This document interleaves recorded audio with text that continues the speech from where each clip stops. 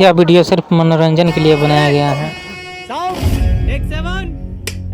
नरेंद्र मोदी जी के नेतृत्व में भारत सरकार ने बहुत अच्छी व्यवस्था की है। कहीं पर पेट्रोल, डीजल या रसोई बनाने के गैस की दिक्कत नहीं है। खाओ माँ कसम।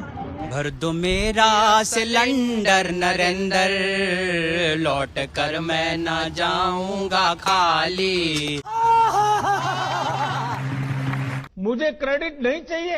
तो लल्लन भैया देखा, एक तरफ देशवासी गैस और पेट्रोल की लाइन में खड़े खड़े बेहोश हुए जा रहे हैं और दूसरी तरफ बोला जा रहा है कि देश में गैस और पेट्रोल की कोई कमी नहीं है।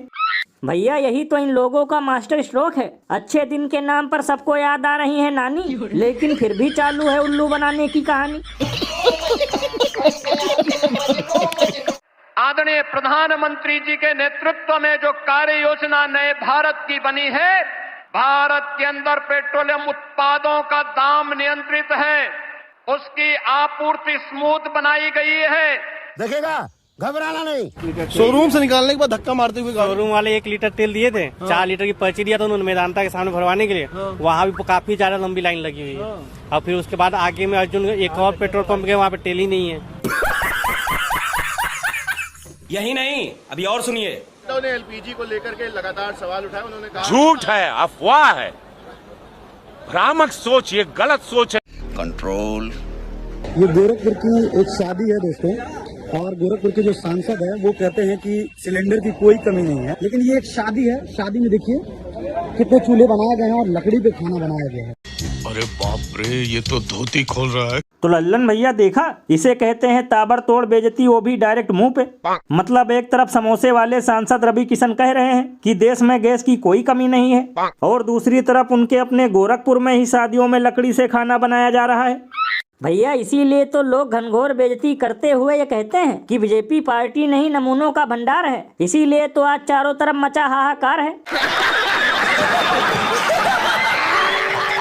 अरे रुको जरा, सब्र करो। मैं आज आप सभी जनता जनार्दन से फिर कहूंगा, हमें शांत मन से धैर्य के साथ इस संकट का सामना करना है। ओ कैमरा महाशय, इस ओर कर दो कैमरे को। तो दोस्तों ये है अच्छे दिन की सच्ची लूट। एक तो लाइन लगाने के बाद भी देशवासियों को सिलेंडर नहीं मिल रहा, और जिसको मिल भी रहा है तो उसको गैस के बजाय पानी मिल रहा है।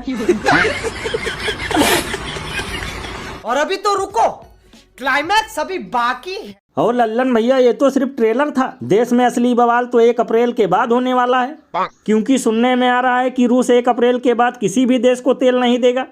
तब तो भैया अब हम और गुरु घंटाल हो जाएंगे। और भैया मुझे तो लगता है कि शायद इसीलिए लोग साइकिल में बाइक की टंकी बांधकर पेट्रोल डीजल भरवाने जा रहे हैं। हे प्रभु, हे प्रभु, हे हरि राम कृष्ण जगन्नाथ प्रेमानंद, ये क्या हुआ? गला में पानी आ गया। वीडियो पूरा देखने के लिए धन्यवाद।